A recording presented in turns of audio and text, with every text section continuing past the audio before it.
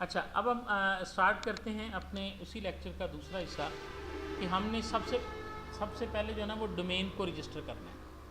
ठीक है, domain registration के लिए जो सबसे मशहूर वेबसाइट है वो GoDaddy है।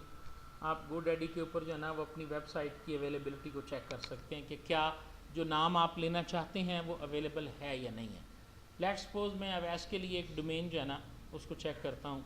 ठीक है जी, कि मोबाइल शॉप के नाम से या कोई भी ऐसे नाम से हम उसको तलाश करने की कोशिश करते हैं।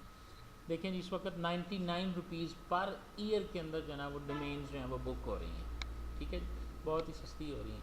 यहाँ पर आप अपनी डोमेन का नाम लिखोगे। ये इसकी रेजोल्यूशन जो है ना वो इसकी वजह से थोड़ी सी कम हो गई है क्योंकि हमने इसको एक्सटर्नली कनेक्ट किया हुआ है। नहीं वो कोई नहीं, ये देखें जी, नज़र नहीं आ रहा यहाँ से हैं। अच्छा, तो देन तो आपको इधर ही आना पड़ेगा। आ जाएँ,